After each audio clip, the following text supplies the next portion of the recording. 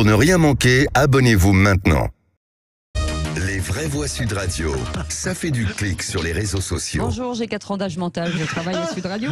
Le nom de François Léotard en top tendance ce soir sur Twitter. Oui, d'ailleurs, la disparition de l'ancien ministre de la Culture et de la Défense avait été annoncée par le président Macron sur le réseau social. François Léotard a servi l'État, porté une grande idée de la culture. Avec sa disparition, nous perdons un esprit libre, un homme de livre et d'engagement. Son Var natal, la France qu'il a défendu, la République qu'il aimait, éprouve aujourd'hui une grande perte. C'est surtout à droite que les hommages sont le plus appuyés pour celui qui dirigea l'UDF. Grand homme d'État et figure de l'UDF, écrit le patron d'LR Éric Ciotti. François Léotard était aussi un élu de terrain engagé pour sa ville de Fréjus, dont il avait été maire.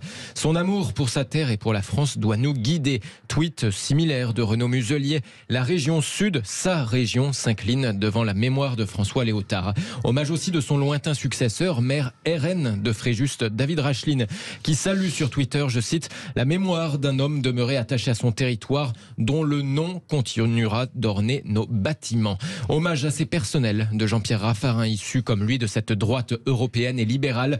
François Léotard aurait pu être président jeune, nous y avons cru. Il était une expression talentueuse de l'esprit français. Sa sensibilité corse lui donnait du caractère.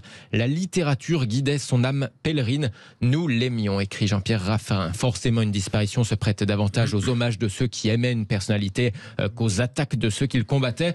Alors, parmi les rares à oser faire allusion sur Twitter à ces condamnations, Cyprien Cadéot du journal L'Humanité la joue humoristique en partageant une archive vidéo exhumée par les plus irrévérencieux sur Twitter.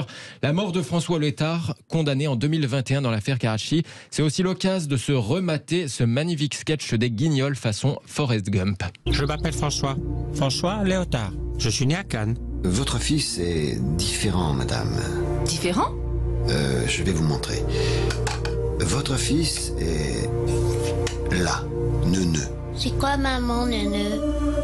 Après, je suis allé à l'école. Dieu est amour, Dieu est parmi nous, il est dans nos idées partout. J'ai même rencontré le président de la République.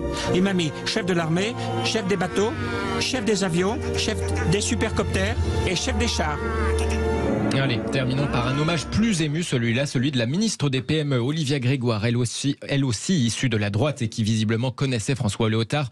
Elle pense aussi au passage au frère de François Léotard, qui était comédien, poète, dont la disparition l'avait beaucoup affecté il y a une vingtaine d'années.